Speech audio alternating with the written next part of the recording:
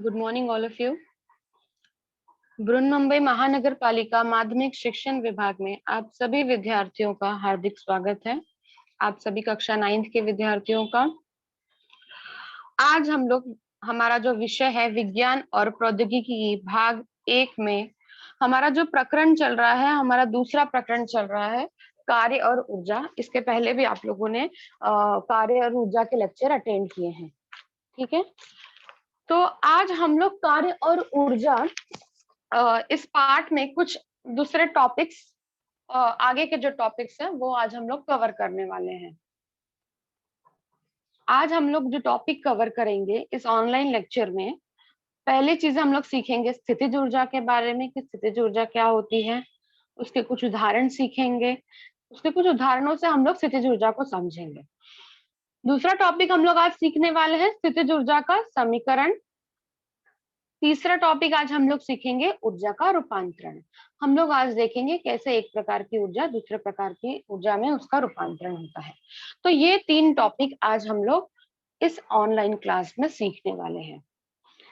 मेरा नाम नेहा सिंह है, मैं प्रभा देवी मनपा माध्यमिक स्कूल से हूँ। आप सभी बच्चे ये सेशन ऑनलाइन लेक्चर ध्यान पूर्वक सुनिए और जब लेक्चर खत्म हो जाएगा आप लोगों के मन में जो भी डाउट्स होगी या शंका होगी इस टॉपिक से रिलेटेड आप मुझे लास्ट में पूछ सकते हैं, ठीक है। तो आज का ऑनलाइन क्लास हम लोग स्टार्ट करते हैं और आई थिंक ये आज का आपका लास्ट क्लास भी है, तो ध्यान से सुनिए क्योंकि इसके बाद आपका आज का बीएमसी द्वारा आयोजित जो ऑनलाइन क्लास है वो लास्ट है, ठीक है। तो ध्यान से सुनिए। तो बच्चों अभी हम लोगों को पता है कि प्रकृति में हमारी तरफ हमारे आसपास चारों तरफ बहुत अलग अलग प्रकार की ऊर्जाएं हैं, ठीक है। जैसे उष्मीय ऊर्जा है। प्रकृति में चारों तरफ हमारा जो डे टू डे लाइफ है इसमें बिना ऊर्जा के कोई काम हो ही नहीं सकता है। तो प्रकृति में हमारे चारों तरफ अलग अलग प्रकार की ऊर्जा है, जैसे उष्मीय ऊर्जा है, ध्वनि ऊर्जा है, रासायनिक ऊर्जा है, प्रकाशीय ऊर्जा है, पवन ऊर्जा है, विद्युतीय ऊर्जा है, चुंबकीय ऊर्जा है, चुंबक से जो हम लोगों को ऊर्जा मिलती है चुंबकीय ऊर्जा है, सूर्य से मिलने वाली सौर ऊर्जा है। तो हमारे प्रकृति में बहुत ही अलग अलग प्रकार की ऊर्जाएं मौजूद हैं और वो हमारे डे टू डे लाइफ में उनका उपयोग हम लोग करते भी हैं और उन्हीं के कारण हमारा जीवन निर्वाह होता भी है, ठीक है। तो ये चीजें आप लोगों ने पहले से भी अलग अलग स्टैंडर्ड्स में पढ़ते आए हैं। ऐसा नहीं कि ऊर्जा शब्द आप लोगों ने आज पहली बार सुना है, ऐसा भी नहीं है, या 9th में ही सुना है, ऐसा नहीं है। पहले से भी आप ऊर्जा के बारे में पढ़ते आए हैं और ये अलग अलग प्रकार की ऊर्जाएं आप लोगों ने देखी है, सुनी है, पढ़ी है। इन्हीं अलग अलग प्रकार की ऊर्जाओं में एक प्रकार की और ऊर्जा है यांत्रिक ऊर्जा। यांत्रिक ऊर्जा के 2 प्रकार हैं। एक है गतिज ऊर्जा,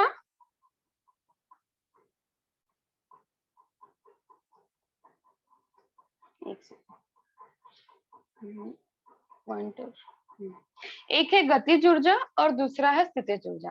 तो आप लोगों ने जो लास्ट सेशन अटेंड किया होगा या लेक्चर अटेंड किया होगा उसमें आप लोगों ने गतिज ऊर्जा के बारे में ऑलरेडी पढ़ा होगा कि किसी पिंड की गति के कारण उसको जो प्राप्त ऊर्जा होती है उसे गतिज ऊर्जा कहते हैं, या गतिशील अवस्था के कारण किसी पिंड को या पदार्थ को जो ऊर्जा प्राप्त होती है उसे हम लोग गतिज ऊर्जा कहते हैं।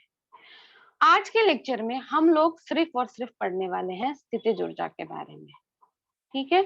गतिज ऊर्जा आप लोगों ने लास्ट सेशन में पढ़ लिया है, तो आज हम लोग इसके बारे में कोई बात नहीं करेंगे। आज हम लोग जो भी पढ़ेंगे वो क्या पढ़ने वाले हैं, हम लोग किसी भी पिंड की स्थितिज ऊर्जा के बारे में।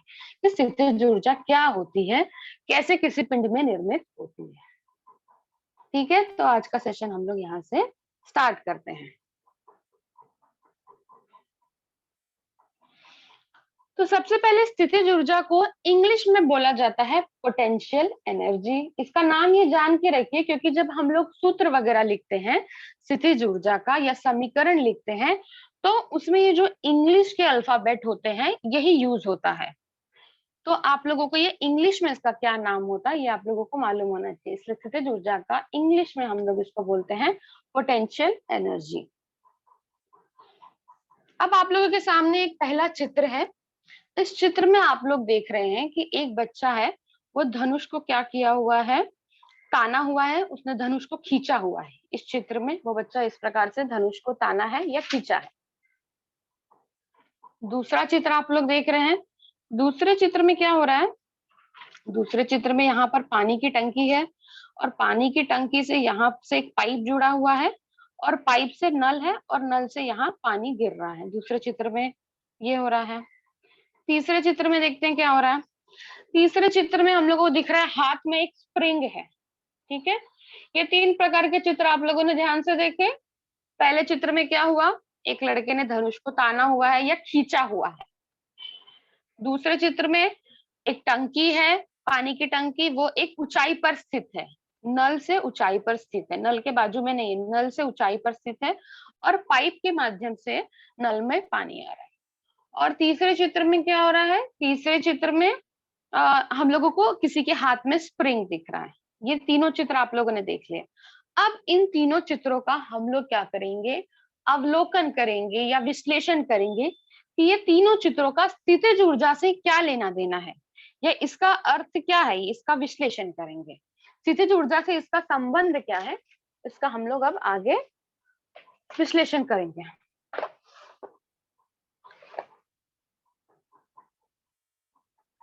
तो पहली वाले चित्र में क्या हो रहा था, धनुष को क्या किया गया था, खींचा था, जिससे तीर छोड़ा गया, तो तीर क्या होता है, आगे की तरफ जाता है। ओके, ये होता है पहले वाले चित्र में हुआ। दूसरे वाले चित्र में क्या हुआ, दूसरे वाले चित्र में ऊंचाई पर रखा हुआ पानी नीचे वाले नल में अपने आप आता है। ठीक है, इसमें ये बात ध्यान देनी है कि पानी कहाँ पर है, ऊंचाई पर है।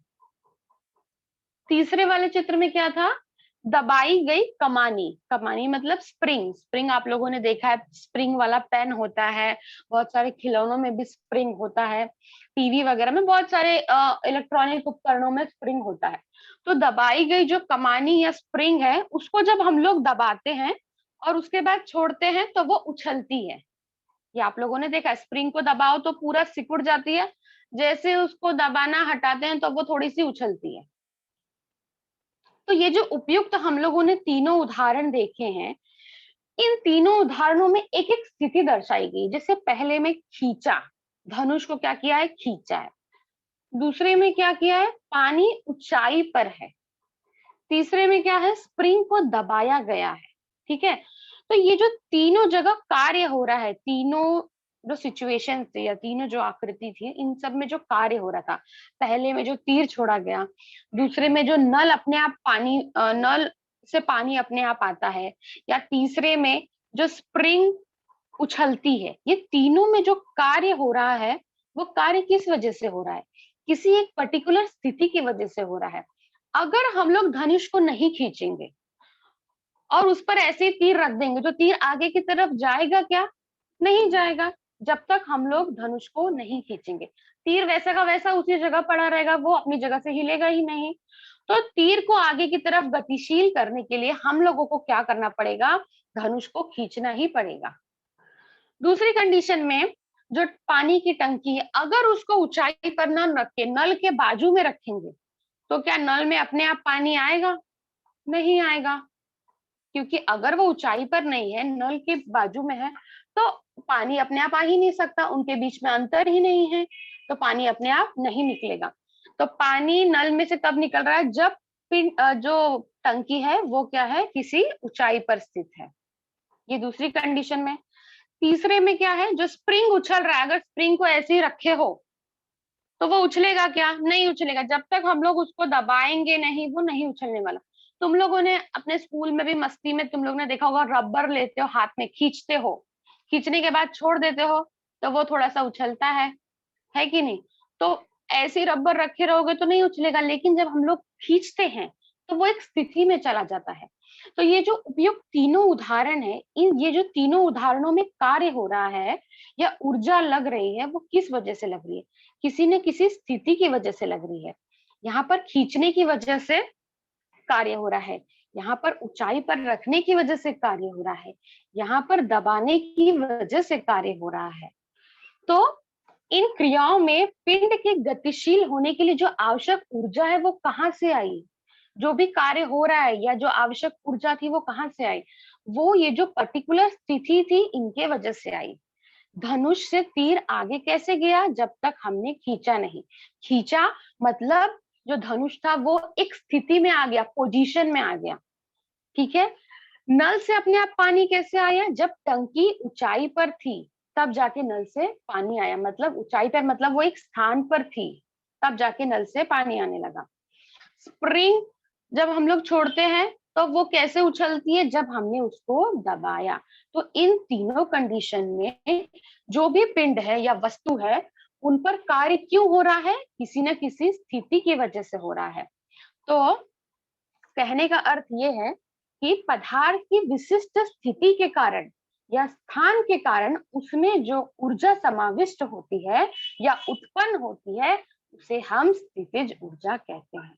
ठीक है। जैसे इसमें धनुष है, धनुष को हम लोगों ने जब खींचा तब एक स्थिति में आई, वो खींचने पर एक स्थिति में एक पोजीशन बन गया, तभी जाकर तीर गतिशील हो सकता है। ऐसे तुम लोग बिना धनुष को खींचे कभी ट्राई करना, ऐसे उसके ऊपर तीर रखना और मुंह से बोलना कि तीर आगे चले जा, देखो जाता है क्या नहीं जाता है। या कभी पानी की टंकी को पानी के नल के बाजू में रख के देखना, पानी निकलेगा? नहीं निकलेगा। तो ये जो तीनों एग्जाम्पल है, इन एग्जाम्पल में कार्य हो रहा है या जो ऊर्जा समाविष्ट हो रही है वो क्यों हो रही है? किसी न किसी स्थिति के कारण या स्थान के कारण। तो ऐसी प्रकार की ऊर्जा को हम लोग स्थितिज ऊर्जा कहते हैं। ठीक है बच्चों। तो इस पर चलते हैं हम लोग, एक परिभाषा के माध्यम से समझ लेते हैं स्थितिज ऊर्जा। जैसा मैंने आप लोगों को पहले भी कहा था, इंग्लिश में इसका नाम पोटेंशियल एनर्जी होता है और गतिज ऊर्जा का नाम काइनेटिक एनर्जी होता है। क्योंकि सूत्र लिखते वक्त हम लोग इंग्लिश वाले जो लेटर्स होते हैं उनका यूज करते हैं, इसलिए इंग्लिश में नाम याद होना चाहिए। तो स्थितिज ऊर्जा की परिभाषा क्या हुई? स्थितिज ऊर्जा की परिभाषा ये हुई, पदार्थ की विशिष्ट स्थिति के कारण या स्थान के कारण उसमें जो ऊर्जा समाविष्ट होती है उसे स्थितिज ऊर्जा कहते हैं। ठीक है। किसी भी पदार्थ की स्थिति के कारण या उसके स्थान के कारण उसमें जो भी ऊर्जा समाविष्ट होगी या निर्मित होती है उसे हम लोग स्थितिज ऊर्जा कहते हैं। ठीक है। तो ये था हमारे स्थितिज ऊर्जा की परिभाषा। पिछले 3 एग्जाम्पल्स में आप लोगों ने देखा ही कैसे धनुष से तीर आगे जाता है। क्यों? क्योंकि धनुष क्या हुआ, एक विशिष्ट स्थिति में आया, खींचा गया, तभी जाकर धनुष से तीर आगे गया। दूसरे एग्जाम्पल में आप लोगों ने देखा ही, दूसरे एग्जाम्पल में क्या था? दूसरे एग्जाम्पल में जो टंकी थी वो ऊंचाई पर थी, ऊंचाई पर रहने की वजह से ही नल में पानी आया। मतलब एक विशिष्ट स्थान था, स्थान के कारण, मतलब एक क्या था, विशिष्ट स्थान था जिसके कारण वो कार्य या ऊर्जा समाविष्ट हुई। तीसरी कंडीशन में क्या था? स्प्रिंग था। स्प्रिंग कैसे उछला? हम लोगों ने इसको दबाया, एक स्थिति दी, एक पोजीशन में। ऐसे नहीं था कि हम लोगों ने स्प्रिंग को बोला कि तू उछल जा और वो उछल गया, वैसे तो नहीं उछला ना। उसके लिए हम लोगों ने क्या किया, उसको एक विशिष्ट स्थिति में लाया, तब उसमें एक ऊर्जा बनी या समाविष्ट हुई। उसी ऊर्जा को हम लोग स्थितिज ऊर्जा कहते हैं। ठीक है। तो ये था हम लोगों की स्थितिज ऊर्जा की परिभाषाएं कुछ उदाहरणों के माध्यम से। अब आगे चलेंगे हम लोग और कुछ उदाहरण देखेंगे जिससे हम लोग स्थितिज ऊर्जा को और क्लियरली और इजीली समझ पाएंगे कि स्थितिज ऊर्जा क्या होती है। अच्छा, आप लोगों ने ये चाबी वाली घड़ी मतलब देखा है कि नहीं? अभी पता नहीं, क्योंकि अब इतना ऐसा जमाना है जहां पर मोस्टली डिजिटल वॉच वगैरह है या फिर लोग मोबाइल में टाइम देख लेते हैं। तो ये चाबी लगाने वाली घड़ी आप लोगों की जनरेशन ने शायद ही देखी होगी। तो कुछ ऐसी घड़ियां होती हैं जिसमें क्या करते हैं, चाबी लगाते हैं। ठीक है। चाबी लगाने के बाद क्या होता है, ये चाबी के अंदर स्प्रिंग होता है। ये आप लोगों को दिख रहा है इस प्रकार से, ये क्या होता है, स्प्रिंग होता है। तो चाबी लगाने से क्या होता है, ये जो स्प्रिंग आपको दिख रहा है एकदम ढीला ढीला या फैला फैला, ये स्प्रिंग क्या होता है, संकुचित हो जाता है। यहाँ पर आपको दिख रहा है, यहाँ पर स्प्रिंग एकदम फैला हुआ है। जब हम लोगों ने उस पर चाबी लगाई तो क्या होता है, वो स्प्रिंग क्या हो जाता है, संकुचित हो जाता है या फिर एक स्थिति में आ जाता है। ठीक है। यहाँ पर फैला हुआ था लेकिन यहाँ पर जब हम लोगों ने उसको चाबी लगाई तो वो क्या हो गया, संकुचित हो गया। और उसके ही कारण ये जो लोलक होता है घड़ी का, ये दिन भर टिक टिक टिक टिक या टन टन टन टन आवाज करता है।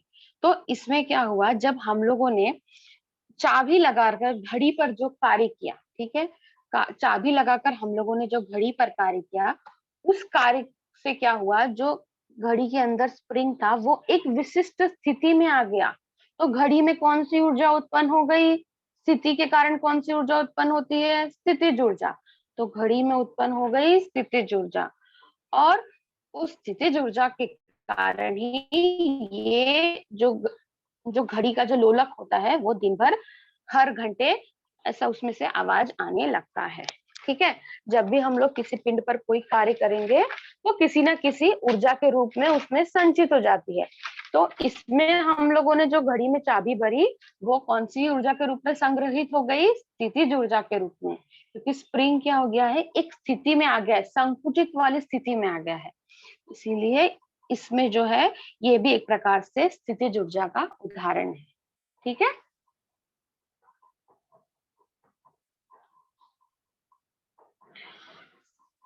इसके आगे हम लोग एक और एग्जाम्पल देखेंगे, चाबी वाली गाड़ी। ऐसे बहुत सारी गाड़ियां आप लोगों ने देखे होंगे, छोटे बच्चे खेलते हैं, आप लोगों ने अपने बचपन में भी खेला होगा। रिमोट वाली गाड़ी होती है, कुछ कुछ गाड़ियां चाबी वाली भी होती है।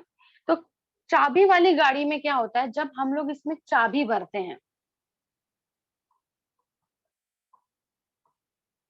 चाबी वाली गाड़ी में जब हम लोग यहाँ पर इसमें चाबी भरते हैं, तो हम लोग क्या कर रहे हैं, एक कार्य कर रहे हैं। चाबी अपने आप तो भर नहीं जाएगी, चाबी को घुमाना पड़ता है, कार्य तो करना ही पड़ता है, मेहनत करनी पड़ती है। तो जब हम लोग किसी पिंड पर कार्य करते हैं, वो कार्य क्या होता है, उस पिंड में किसी न किसी ऊर्जा के रूप में स्टोर हो जाता है। तो जब हम लोग घड़ी में भी उसी प्रकार से स्प्रिंग, गाड़ी में भी उसी प्रकार से स्प्रिंग होता है। तो जब हम लोग इसमें चाबी घुमाते हैं तो इसके भी अंदर स्प्रिंग होता है, और वो स्प्रिंग क्या होता है, संकुचित होता है। जैसे हम लोगों ने घड़ी के टाइम पे देखा था, तो उसमें क्या हो गया था, स्प्रिंग संकुचित हो जाता है। तो इसमें भी क्या हो जाता है, स्प्रिंग जो रहता है वो संकुचित हो जाता है, और चाबी भरने के बाद ये गाड़ी जो होती है अपने आप चलने लगती है, बिना रिमोट के भी चलती है। क्यों, सिर्फ चाबी भरने से। चाबी भरने से गाड़ी में क्या होता है, जो स्प्रिंग होता है वो एक विशिष्ट स्थिति में आ जाता है, जिसके कारण उसमें स्थितिज ऊर्जा का निर्माण होता है, और उस स्थितिज ऊर्जा के कारण ये जो गाड़ी होती है वो चलना चालू कर देती है। ठीक है, आप लोगों ने वो भी देखा होगा, एक बंदर होता था, मेला वगैरह में हम लोगों को मिलता, मोस्टली मेले वगैरह में जब सब बच्चे जाते थे तो खरीदते थे। वो बंदर को चाबी भरो, चाबी भरने के बाद वो बंदर नाचने लगता था। जैसे चाबी भर के हो जाएगा, उसके बाद बंदर कुछ देर तक उछलता था, मंकी वाला जो रहता था डॉल। तो वो भी, उसमें भी कैसे होता था, जब हम लोग बंदर में चाबी भरते थे तो एक प्रकार से हम लोग बंदर पे जो कार्य करते थे, वो बंदर के जो अंदर स्प्रिंग होगा उसमें स्थितिज ऊर्जा के रूप में संचित हो जाता है, और उसी ऊर्जा के कारण बंदर नाचने लगता था। ठीक है, तो ये कुछ एग्जाम्पल्स है या उदाहरण है जिससे हम लोग समझ सकते हैं कि स्थितिज ऊर्जा जो होती है वो किसी पिंड के स्थिति के कारण या स्थान के कारण उसमें उत्पन्न होती है।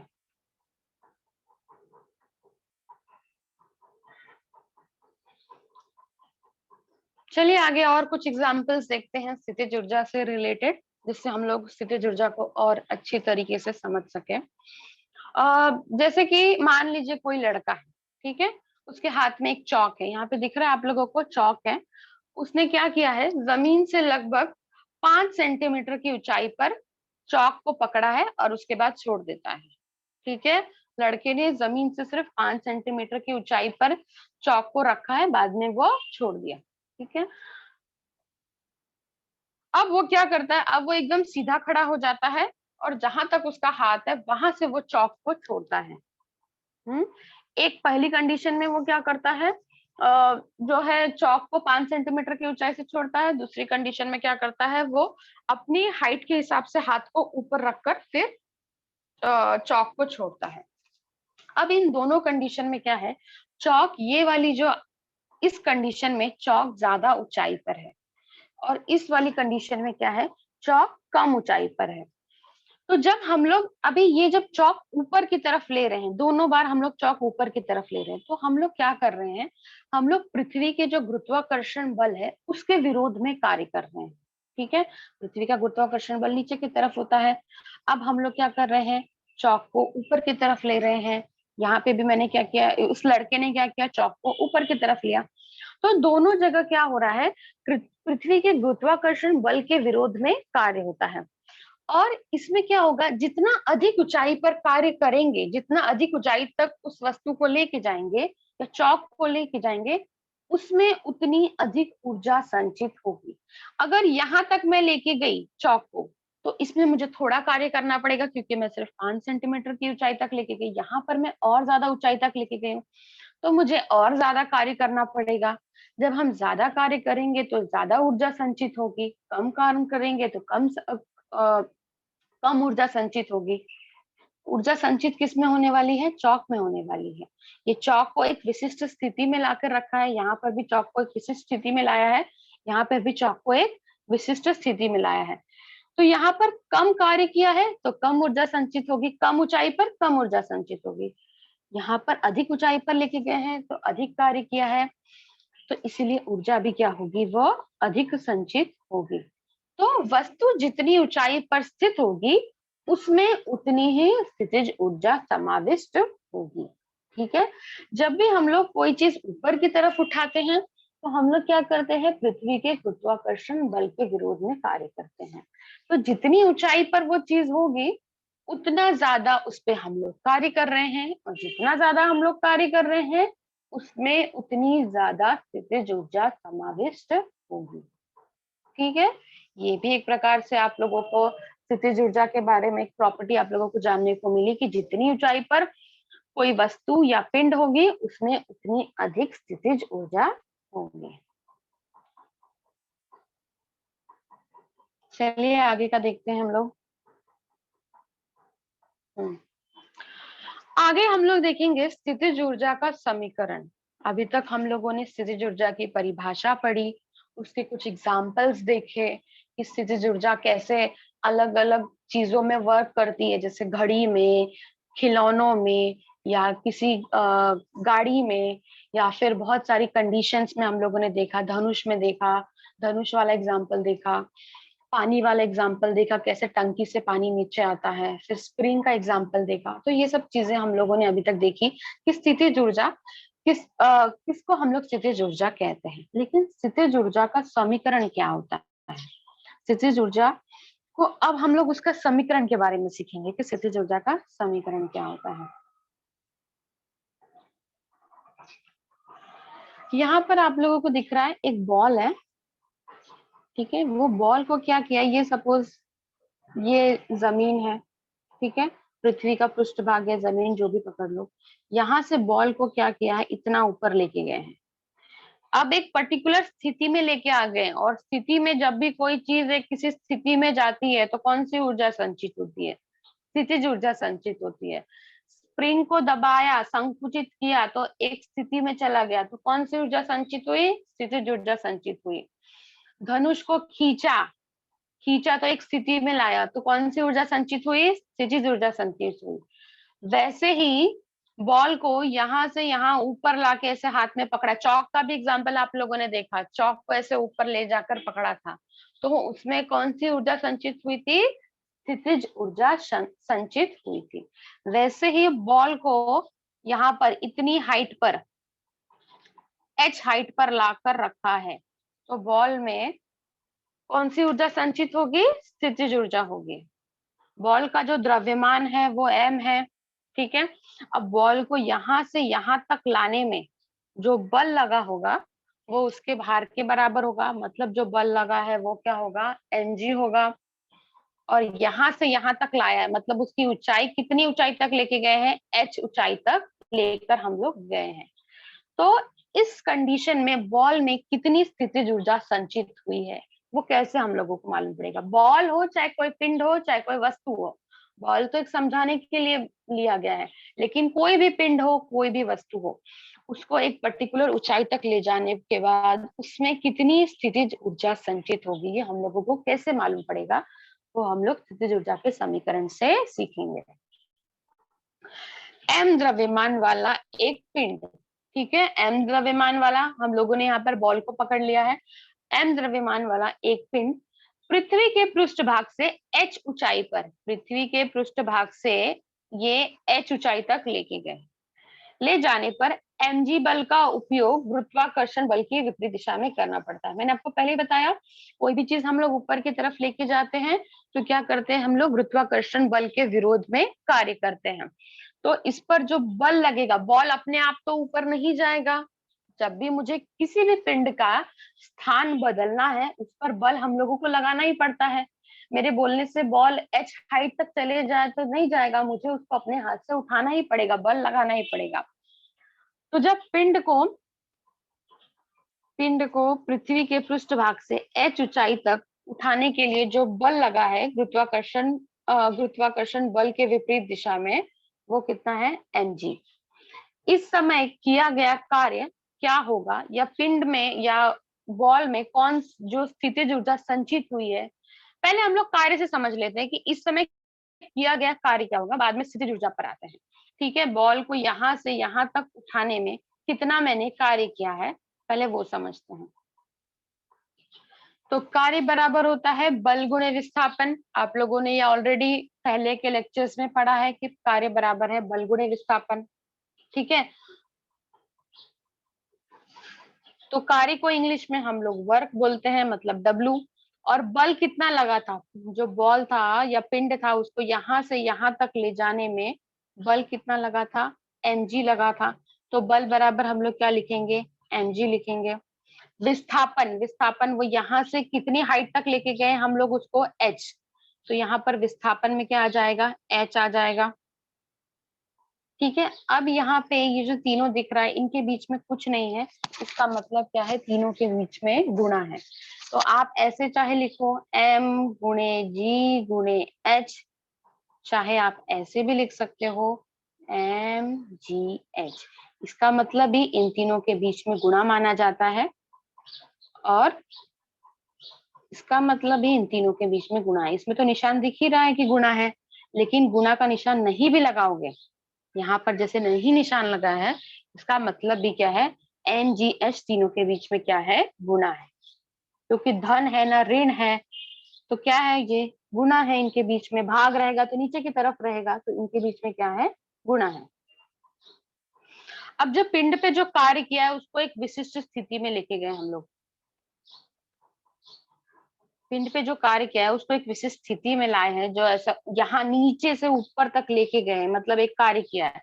अब कार्य किया है तो कोई ना कोई ऊर्जा के रूप में उसमें संचित ही होगा। अब इसमें क्या किया है, उसको एक स्थिति में लाए हैं, तो जो कार्य किया है वो पिंड में स्थितिज ऊर्जा के रूप में संचित होगी। तो विस्थापन के कारण पिंड में समाविष्ट स्थितिज ऊर्जा बराबर, अब यहाँ पे देखो मैंने पहले बताया था आप लोगों को, स्थितिज ऊर्जा को इंग्लिश में क्या बोलते हैं, पोटेंशियल एनर्जी। तो पोटेंशियल का P ले लिया है और एनर्जी का E ले लिया है। सूत्र दर्शाने के लिए ऐसे ही लिखते हैं P.E। स्थितिज ऊर्जा बराबर भी आप लिख सकते हैं, लेकिन वो थोड़ा लंबा पड़ता है, P.E लिख देंगे तो शॉर्टकट पड़ता है। तो पोटेंशियल एनर्जी या स्थितिज ऊर्जा बराबर हम लोगों को क्या मिलेगा, mgh,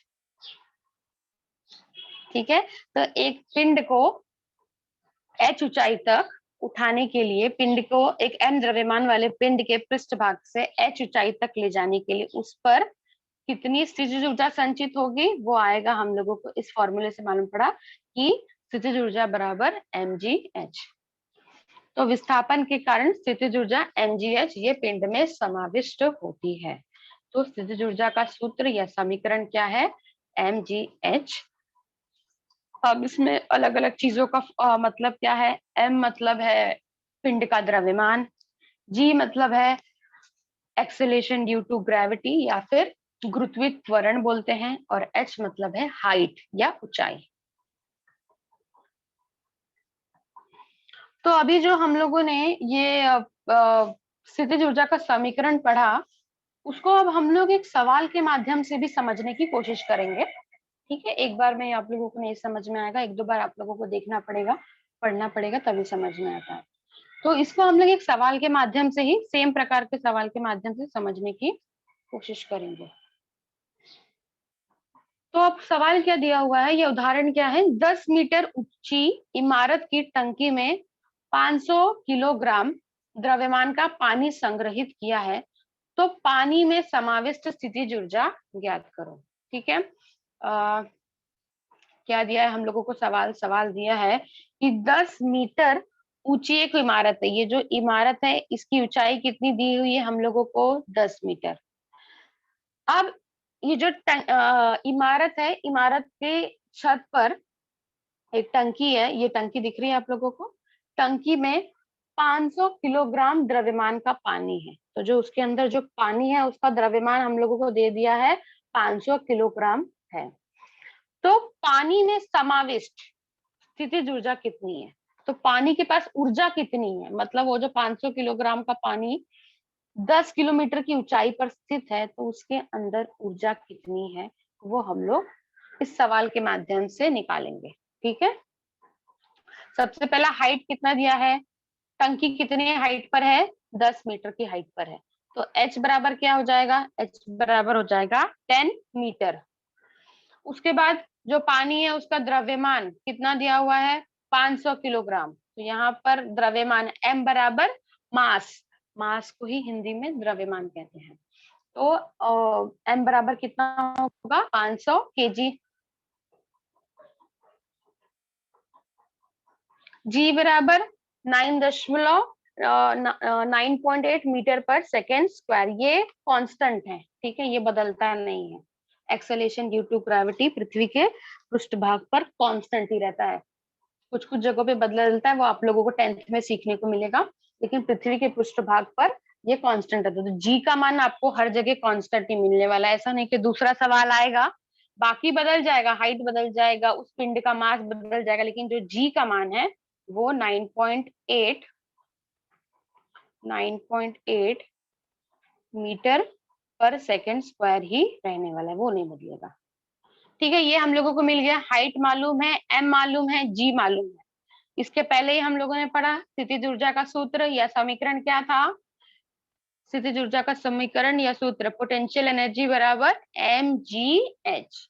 तो पोटेंशियल, देखो यहाँ पर मैंने पहले ही बताया था कि जब हम लोग सवाल हल करते हैं या लिखते हैं तो स्थितिज ऊर्जा लिखने की बजाय इंग्लिश में लिखा जाता है, तो इसीलिए पोटेंशियल एनर्जी का जो शॉर्ट फॉर्म है P और E लिखा है, तो P और E बराबर mgh। अब मान रख देंगे, m का मान कितना है 500 केजी, g का मान कितना है 9.8, h का मान कितना है 10 मीटर। तो हम लोगों ने क्या किया, मान रख दिया, 10 इंटू 9.8 इंटू 500 गुणा कर दिया। 9th के बच्चों, आप लोगों को गुणा करना आता ही है, तो गुणा करने पर हम लोगों को मिलने वाला है 49,000 जूल। ठीक है, जो पोटेंशियल एनर्जी है उस, ये जो पानी था टंकी में, ये कितनी संग्रहित हुई है, 49,000 जूल। अब जूल क्या है, आप लोगों ने पहले ही पढ़ा है कि ऊर्जा की जो इकाई होती है, आप लोगों ने पहले पढ़ा होगा गतिज ऊर्जा में ऊर्जा की इकाई जूल होती है, तो इसीलिए इसकी इकाई क्या आएगी, जूल आएगी। ठीक है, तो ये हम लोगों ने स्थितिज ऊर्जा से संबंधित एक सवाल के माध्यम से भी हम लोगों ने इसको समझने की कोशिश की कि किसी पिंड में, कोई पिंड पर्टिकुलर किसी ऊंचाई पर स्थित है, तो उसमें कितनी स्थितिज ऊर्जा संचित होगी या संग्रहित होगी, वो हम लोग कैसे निकाल सकते हैं, वो इस सवाल के माध्यम से हम लोगों ने सीखने की कोशिश की है। अब ऊर्जा का रूपांतरण, ठीक है, अभी जैसे कि मैंने आपको पहले ही बताया था कि बहुत अलग अलग प्रकार की ऊर्जा है आपके वातावरण में या हमारे जो प्रकृति है इसमें, उष्मीय ऊर्जा, ध्वनि ऊर्जा, रासायनिक ऊर्जा, प्रकाशीय ऊर्जा, पवन ऊर्जा, विद्युतीय ऊर्जा, बहुत अलग अलग प्रकार की ऊर्जा है। लेकिन क्या होता है कि एक प्रकार की ऊर्जा का हमेशा रूपांतरण दूसरे प्रकार की ऊर्जा होती है। आप लोग इसमें आगे सीखेंगे, आज नहीं नेक्स्ट लेक्चर में सीखेंगे कि ऊर्जा कभी खत्म नहीं होती है, ऊर्जा, एक प्रकार की ऊर्जा का रूपांतरण दूसरे प्रकार की ऊर्जा में हो जाता है। तो ऊर्जा का रूपांतरण आज हम लोग आगे यही देखने वाले कि ऊर्जा का कैसे रूपांतरण होता है। ठीक है, जैसे बांध है, बांध में क्या करते हैं, पानी को रोक के रखते हैं। यहाँ पे देखो पानी को क्या किया है, यहाँ पर रोक कर रखा है, पानी को एक विशिष्ट स्थिति में रखा है। स्थिति में रखने के कारण उसमें कौन सी ऊर्जा निर्मित होगी, स्थितिज ऊर्जा निर्मित होगी।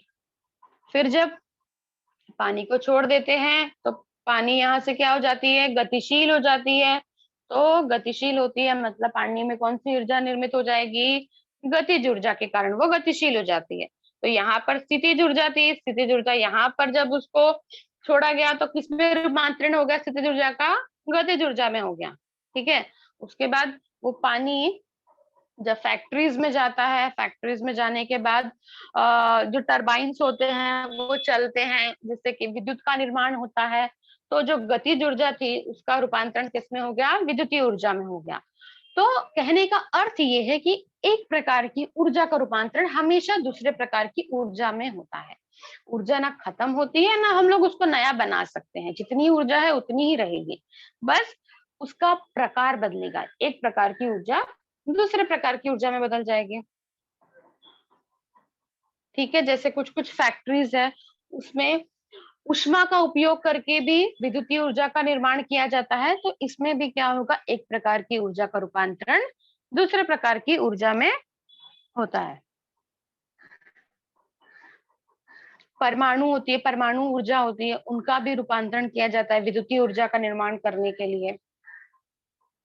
ठीक है, परमाणु के नाभिक पर चोट करने से उनके जो ऊर्जा निर्मित होती है, फिर उसके बाद उसका भी रूपांतरण अलग अलग कामों के लिए किया जा सकता है, जैसे विद्युतीय ऊर्जा बनाने के लिए उसका उपयोग किया जा सकता है।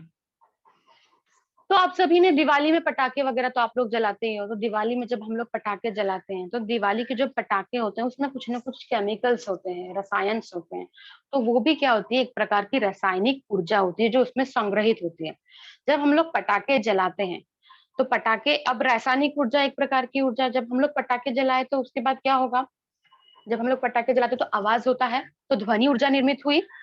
तो जो रासायनिक ऊर्जा था उसका थोड़ा पार्ट किसमें रूपांतरित हो गया, ध्वनि ऊर्जा में हो गया। और जब हम लोग पटाखे जलाते हैं थोड़ा रोशनी भी आती है, प्रकाश भी निकलता है कि नहीं, पटाखे जलाने पे आवाज के साथ साथ उजाला भी होता है या रोशनी या प्रकाश निकलता है। तो जो रासायनिक ऊर्जा थी उसका थोड़ा पार्ट किसमें रूपांतरित हो गया, प्रकाशीय ऊर्जा में हो गया।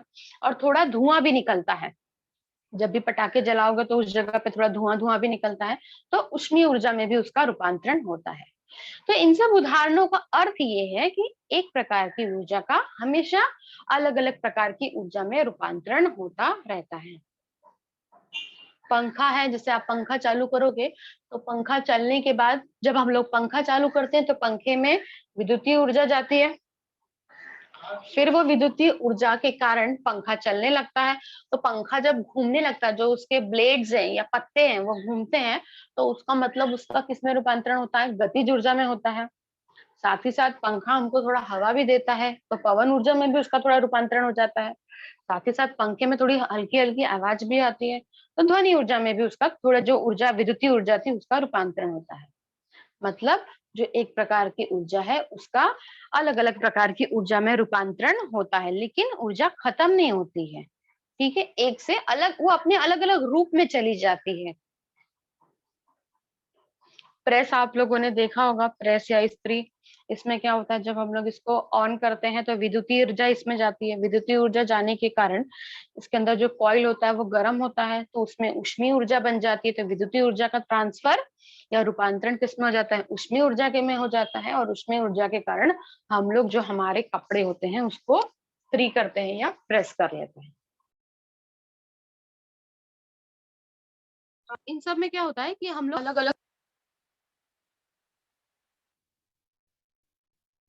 हम लोगों ने ये देखा कि एक प्रकार की ऊर्जा हमेशा अलग अलग प्रकार की ऊर्जा में रूपांतरण होता है। कभी एक ही ऊर्जा में रूपांतरित होगा, कभी दो तीन ऊर्जा के रूप में वो रूपांतरित होगी, लेकिन ऊर्जा खत्म नहीं हो सकती, ना ही उसका हम लोग निर्माण कर सकते हैं, बस उसका रूप बदलेगा। विद्युतीय ऊर्जा से उष्मीय ऊर्जा में जा सकती है, विद्युतीय ऊर्जा से वो गतिज ऊर्जा में जा सकती है, स्थितिज ऊर्जा में जा सकती है, अलग रूप में जा सकती है, लेकिन खत्म नहीं हो सकती। ठीक है, तो अभी जो हम लोगों ने रूपांतरण देखा, विद्युतीय ऊर्जा का रूपांतरण, उसको हम लोग इस चार्ट के माध्यम से भी समझेंगे। इस चार्ट में आप लोग देख रहे हैं, स्टार्ट करते हैं इस तरफ से। सबसे पहले यहाँ पर आप निशान देखिए, ये बीच में क्या है, विद्युतीय ऊर्जा दिया हुआ है, विद्युतीय ऊर्जा। ठीक है, विद्युतीय ऊर्जा को जब जैसे आप लोग बटन ऑन करते हैं तो पंखा है या इंजन है, उससे वो चालू विद्युतीय ऊर्जा, उसका रूपांतरण किसमें हो जाता है, गतिज ऊर्जा में होता है। जो पंखा है, पहले उसको आप लोग विद्युतीय ऊर्जा देते हो, और उस विद्युतीय ऊर्जा के कारण पंखा क्या होता है, घूमने लगता है। घूमने लगता है मतलब गतिज ऊर्जा, और गतिज ऊर्जा किसका उदाहरण है, यांत्रिक ऊर्जा का है। तो इसमें विद्युतीय ऊर्जा का रूपांतरण यांत्रिक ऊर्जा में हो गया। ठीक है, यांत्रिक, अब दूसरा जो दूसरा एरो में क्या है, दूसरे एरो में यांत्रिक ऊर्जा जनित्र के माध्यम से विद्युतीय ऊर्जा का निर्माण करती है। यांत्रिक ऊर्जा जनित्र जो जनरेटर्स होते हैं या जल चलित्र होते हैं, उसमें जब वो घूमते हैं, घूमने के कारण वो लोग विद्युतीय ऊर्जा का निर्माण करते हैं। यहाँ पे भी आप लोग एग्जाम्पल में देख सकते हैं, विद्युतीय ऊर्जा चालू करते हो, जब लाइट ऑन करते हो तो बल्ब चालू होता है, और उससे तुमको क्या मिलता है, प्रकाश मिलता है। तो विद्युतीय ऊर्जा का रूपांतरण बल्ब के माध्यम से किसमें हो गया, प्रकाशीय ऊर्जा में हो गया। मतलब एक प्रकार की ऊर्जा दूसरे प्रकार की ऊर्जा में चली गई। और प्रकाशीय ऊर्जा, जैसे जो सूर्य से निकलने वाली प्रकाश ऊर्जा होती है, वो जब सौर सेलों पे जाती है, सौर सेलों में जाने के बाद सौर सेल को किसका निर्माण करते हैं, विद्युतीय ऊर्जा का निर्माण करते हैं। उसके बाद थर्ड एग्जांपल देते हैं। इसमें आप लोग देखोगे विद्युतीय ऊर्जा जो रहती है, जब हम लोग देखो, इसमें दो सेल दिया हुआ है, एक है प्राथमिक सेल और एक द्वितीयक सेल। प्राथमिक सेल वो जो छोटे जो बैटरी होते हैं, जो हम लोग रिमोट वगैरह में यूज करते हैं, या टॉर्च में यूज करते हैं, या हमारी घर की घड़ियों में यूज करते हैं, उसको प्राथमिक सेल बोलते हैं। द्वितीयक सेल जो हम लोग जनरेटर वगैरह में, वो जो बड़े बड़े बैटरी यूज किए जाते हैं, उसको हम लोग द्वितीयक सेल बोलते हैं। तो इसमें क्या होता है, विद्युतीय ऊर्जा का रूपांतरण, जब हम लोग विद्युतीय ऊर्जा देते हैं बड़े बड़े बैटरीज को, उसका रूपांतरण रासायनिक ऊर्जा में होता है। और इसके विपरीत रासायनिक ऊर्जा, जो छोटे वाले बैटरी होते हैं, उसमें कुछ ना कुछ रसायन होते हैं, वो रसायन जो होते हैं, उसका जब हम लोग किसी बैटरी में या रिमोट में डालते हैं, तो उसका रिमोट क्या करने लगता है, वर्क करने लगता है, टीवी चालू होने लगता है, या फिर क्या बोल सकते हैं, एसी चालू कर सकते हैं। तो ऐसे इस प्रकार से रूपांतरण होता है। यहाँ पर भी आप लोग देख सकते हैं, ध्वनि वर्धक मतलब स्पीकर, जब हम लोग बिजली देते हैं तो स्पीकर से क्या निकलने लगती है, ध्वनि निकलने लगती है। और कुछ कुछ ऐसे उपकरण होते हैं जिससे क्या होता है, जैसे माइक्रोफोन वगैरह है, जैसे हम लोग की आवाज से कुछ कुछ उपकरण चलते हैं, तो विद्युतीय ऊर्जा का उसमें निर्माण होता है। यहाँ पे हीटर है, हीटर में भी क्या होता है, विद्युतीय ऊर्जा के कारण जब हीटर चालू होता है तो उसमें से हम लोगों को ऊष्मीय ऊर्जा बाहर निकलती है। ताप युग्मक है, ताप युग्मक, किसी का माइक ऑन है। ताप युग्मक क्या होता है, ताप युग्मक मतलब एक तरीके से एक उपकरण होता है जो ऊष्मा को ग्रहित करके विद्युतीय ऊर्जा का निर्माण करता है। तो बच्चों, आज हम लोगों ने इस प्रकार से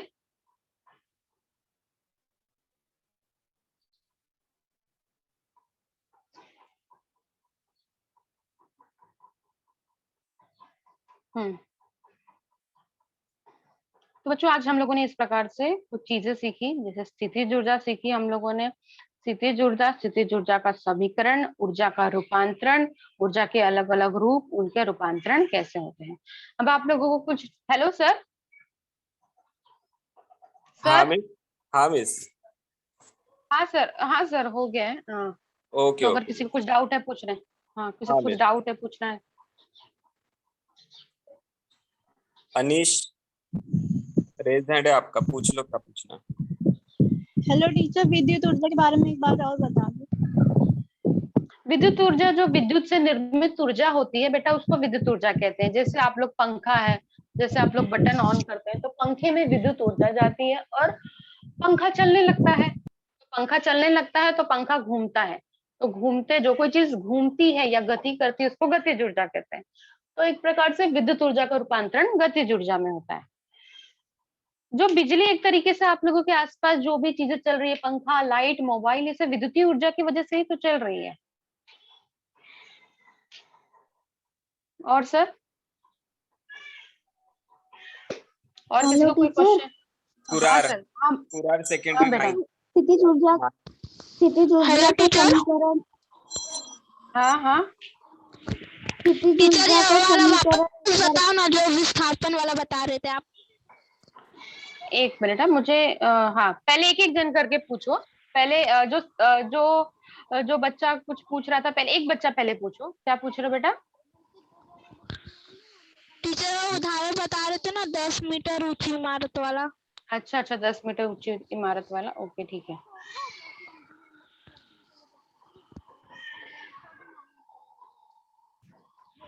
एक सेकेंड। हम्म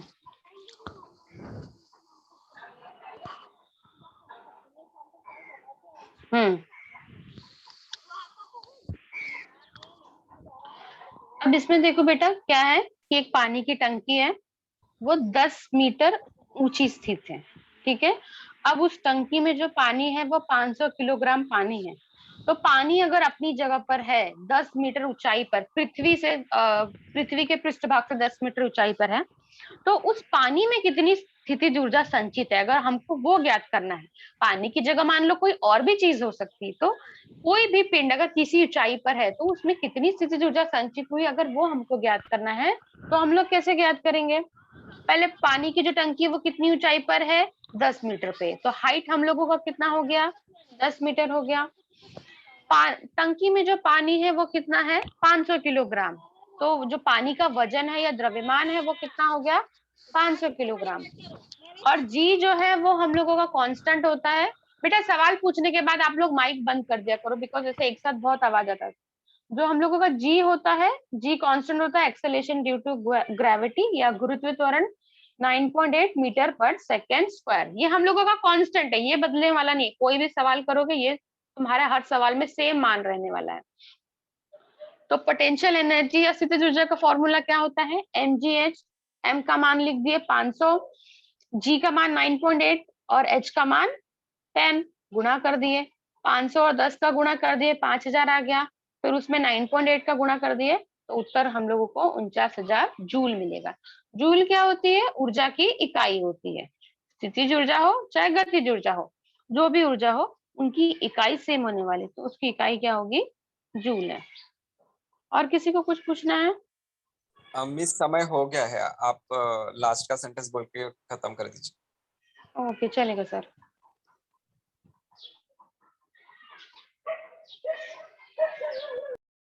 आज हम लोगों ने तो आज हम लोगों ने ऑनलाइन क्लास में क्या क्या पढ़ा है? स्थितिज ऊर्जा, उससे संबंधित उदाहरण हम लोगों ने अलग अलग देखे हैं। स्थितिज ऊर्जा का समीकरण देखा हम लोगों ने कि स्थितिज ऊर्जा का समीकरण कैसे होता है। समीकरण पर आधारित हम लोगों ने सवाल सीखा। ऊर्जा का रूपांतरण देखा कि एक प्रकार की ऊर्जा का रूपांतरण दूसरे प्रकार की ऊर्जा में कैसे होता है। आप सभी विद्यार्थी ने आज का क्लास बहुत ध्यान पूर्वक सुना, क्वेश्चन पूछा, इसीलिए आप सभी का बहुत बहुत धन्यवाद। सर लीव करूं?